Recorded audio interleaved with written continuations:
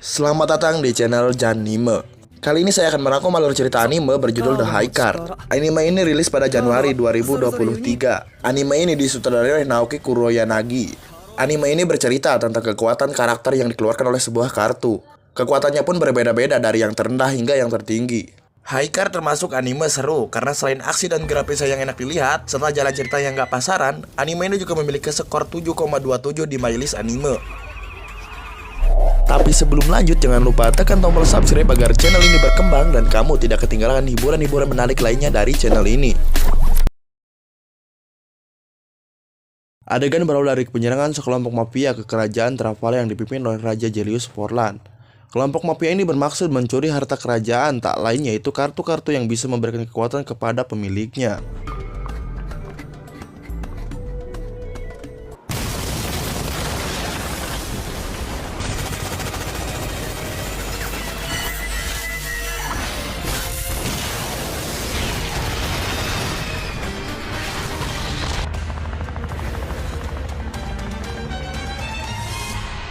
Tapi saat kartu-kartu itu akan dibawa lari, seketika awan menjadi hitam dan angin berhembus kencang. Sang raja pun berkata Lala sedang menangis. Siapakah sosok Lala ini? Nanti kita akan mengetahuinya. Karena anginnya begitu kencang, koper yang berisi kartu-kartu itu pun terbuka, dan kartu-kartunya pun tersebar ke seluruh penjuru kerajaan.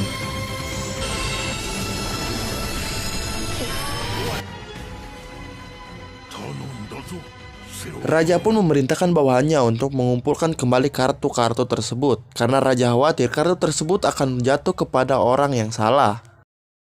Sebulan kemudian, adegan berpindah ke sosok remaja bernama Pin Oldaman. Pin nampak sedang mengawasi situasi lingkungan karena dia ingin mencuri jam tangan mewah milik pria kaya di seberang jalan. Di sini kita akan diperlihatkan kecerdasan Pin yang memanfaatkan seekor anjing. Dengan kecerdasannya itu, Pin berhasil mencuri jam tangan itu dengan mudah.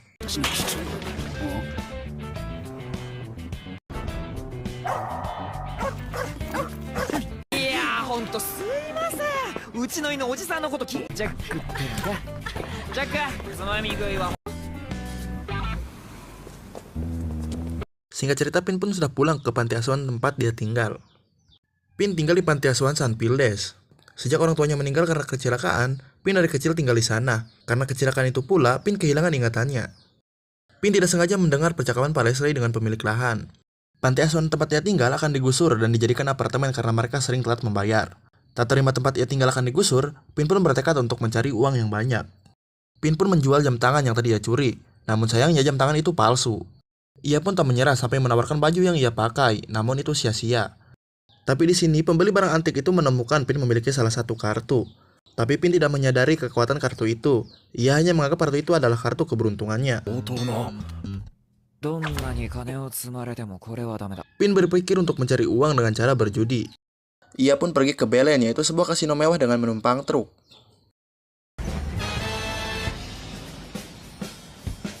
Pin pun memulai pertaruhan. Dalam sekejap dia pun menang banyak.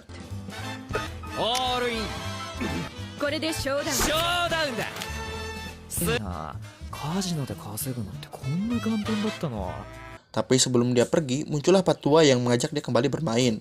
Dan Pin pun kalah telak oleh Patua itu.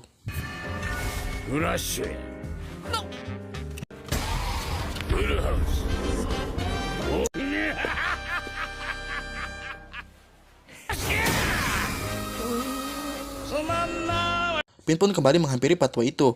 Alih-alih ingin mencuri kartu jackpotnya, Pin malah kena sial tertimpa piring jatuh.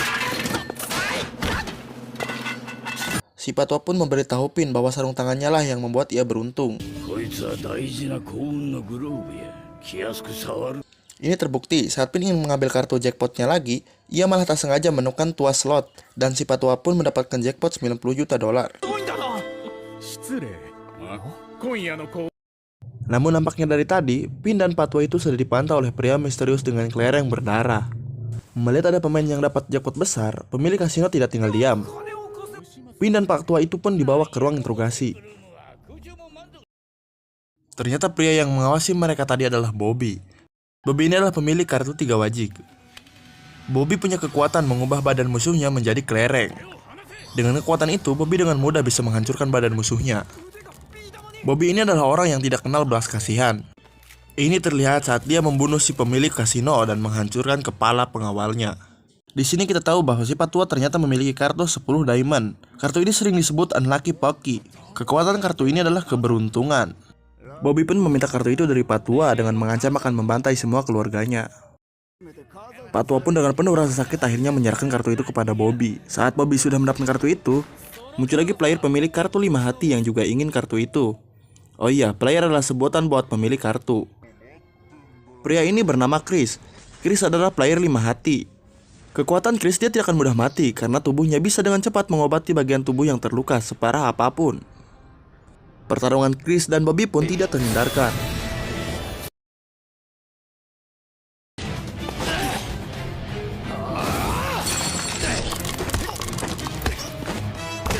Chris pun menyuruh Pin pergi, namun dengan skill mencurinya, Pin mengambil kartu itu dari Bobby. Pin berpikir kalau dia punya kartu itu, dia akan dapat banyak uang dan bisa menolong anak-anak di panti asuhan. Tapi tak lama Bobby pun sadar dan kejar-kejaran di antara mereka pun terjadi.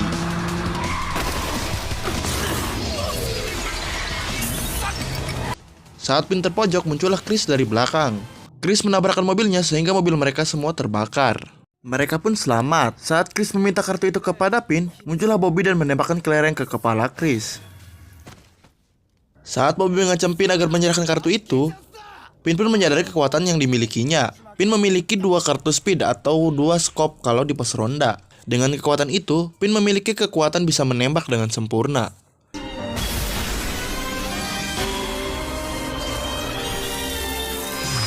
Pin pun menembakkan pistol ke arah kelereng yang ditembakkan Bobby. Tembakan itu melesat dengan sempurna dan Bobby pun bisa dilumpuhkan. Saat Bobby sudah dilumpuhkan, Chris pun kembali bangkit karena kita tahu Chris adalah manusia yang abadi. Chris pun meminta kartu 10 diamondnya, namun Pin pun menolak. Dan mereka pun saling menodongkan senjata. Saat mereka sedang berbicara, muncullah player lain berjas hijau. Pria ini bernama PJ. PJ pun akhirnya menangkap Pin. Singkat cerita, Pin sudah ada di dalam satu ruangan dengan tangan terikat.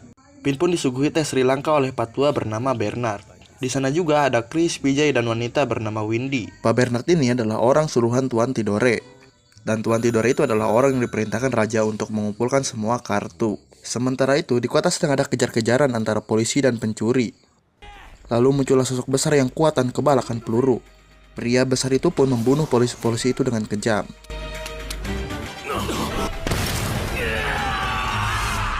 Adegan kembali ke Pin dan Pak Bernard. Pak Bernard menjelaskan bahwa saat ini ada 52 kartu yang masih ada. Ia menjelaskan kartu-kartu itu bukan kartu biasa. Kartu itu tidak bisa digunakan oleh sembarangan orang. Dengan kata lain, kartu itu memilih playernya sendiri. Dan setiap player hanya bisa menggunakan satu kartu. 52 kartu itu kini tersebar ke seluruh kerajaan. Pak Bernard sendiri adalah ketua kelompok The High Card. Ia mengajak Pin bergabung dan bekerja sama dengannya. The High Card sendiri adalah kelompok yang dibuat oleh raja untuk mengumpulkan kartu-kartu tersebut. Pin awalnya menolak, tapi karena bakal dibayar dengan gaji tinggi dan Pin pun ingat dia sedang butuh uang untuk panti asuhan, dia pun setuju untuk bergabung.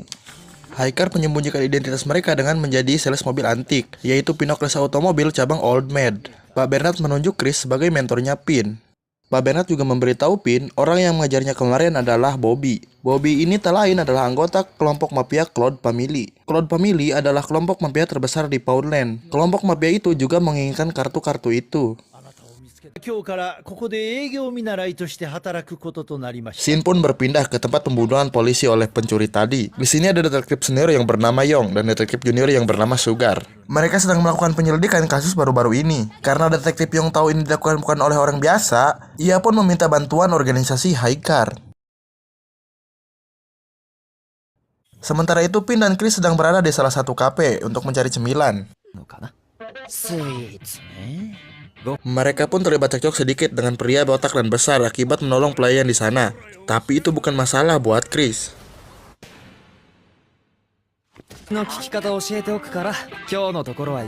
Singkat cerita, Pin pun kembali ke panti asuhan dan dia bercerita pada Aliansi bahwa dia sekarang sudah bekerja. Pin berjanji dia akan dapat banyak uang buat panti asuhan.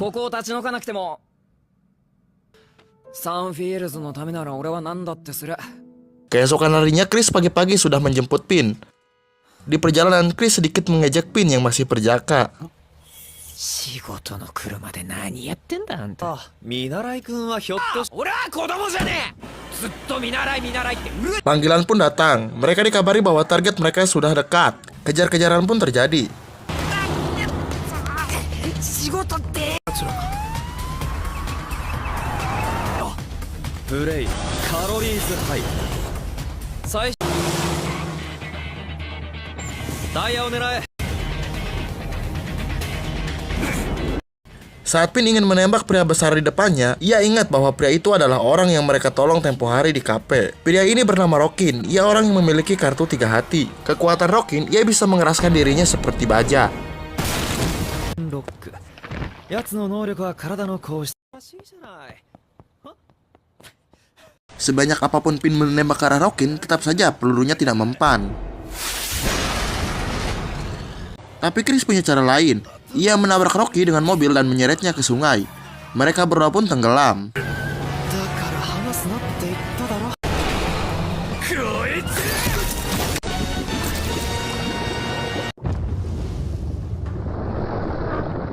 Saat Chris ingin keluar dari mobil, sialnya pintunya terkunci.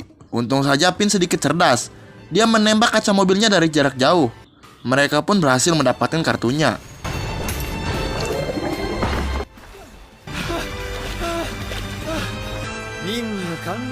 Singkat cerita, Pin dan Chris pun sudah kembali ke dealer. Mereka sedikit menerima pujian.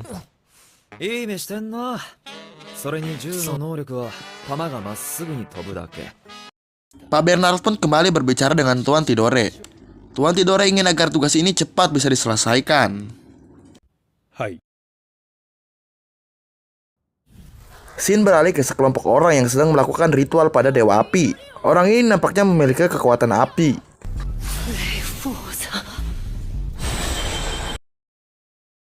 Adegan berlanjut ke Pin yang melihat penculikan. Pin pun berinisiatif untuk menolong orang itu. Tapi nampaknya orang yang diculik ini bukan orang sembarangan. Ini terlihat saat para penculik itu pun takut dengan orang yang mereka culik. Penculik itu bernama Jack dan adiknya Carter. Pin datang dan menembak ban mobil itu. Mobilnya pun oleng dan menabrak pembatas jalan. Ia pun berhasil membawa orang yang diculik itu ke kafe yang dijaga oleh nenek-nenek.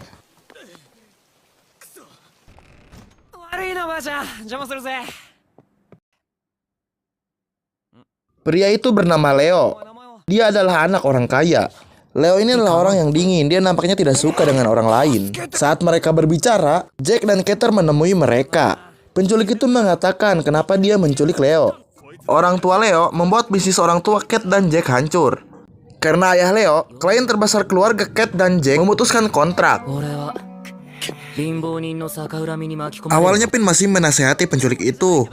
Tapi karena mereka mengotori baju Pin, Pin pun marah. Perkelahian epik pun terjadi.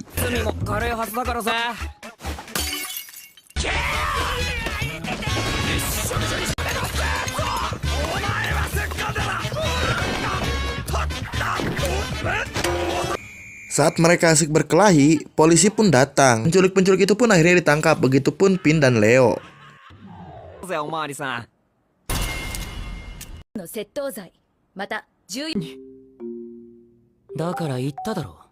Leo adalah sosok yang bodoh amat. Saat Pin mengatakan apapun, dia nampak tidak peduli.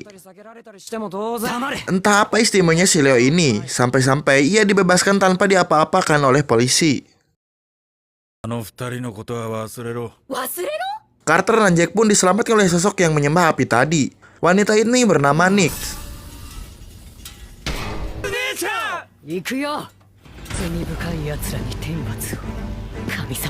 Adegan kembali ke Pin yang mengikuti Leo. Leo adalah orang yang dingin. Dia nampaknya tidak pernah punya teman. Sekeras apapun Pin mengajak bicara Leo, Leo tetap tidak peduli. Pin pun berhenti. Leo mengira Pin menyerah, dan ternyata Pin membalikan Leo salad.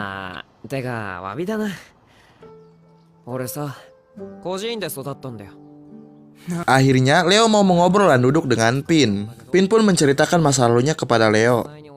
Mereka pun berbicara sambil memakan salad.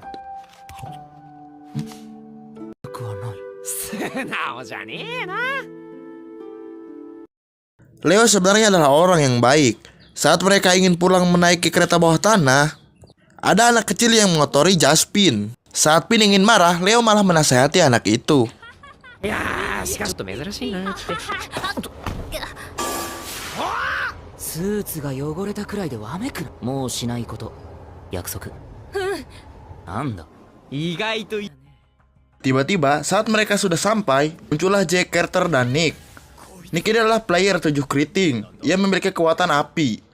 Mereka mendesak agar Leo menelepon ayahnya dan membawa tebusan 10 juta dolar. Tapi Leo bilang ayahnya tidak akan pernah peduli. Mereka pun membawa Pin dan Leo ke tempat pemujaan tadi. Saat Nick sedang memuja Dewa Api, Pin berhasil melepaskan diri karena kepintarannya mencuri kunci. Saat mereka akan dihukum, Pin mengeluarkan kartu miliknya. なんだジェイクわからんラミー校の生徒同級生俺はな通りすがりおいネオニューナンバー Pertarungan sengit pun terjadi antara Nix dan Pin.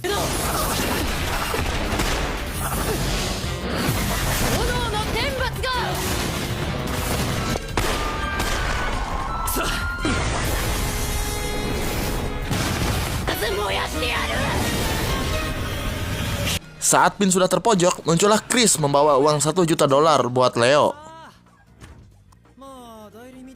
Di sini kita tahu bahwa Leo sebenarnya juga adalah player. Kartu Leo adalah 7 diamond atau 7 wajik. Leo juga merupakan anggota dari High Card. Kekuatan Leo adalah menukar uang dengan yang senilai.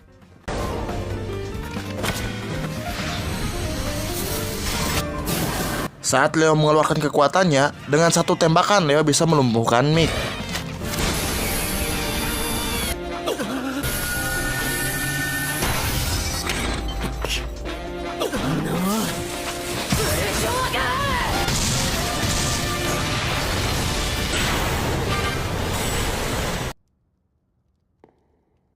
Saat Leo ingin mengambil kartu milik Nick, patung Dewa Api pun rubuh. Untung saja Pin bisa menyelamatkan Leo. 余計なことを。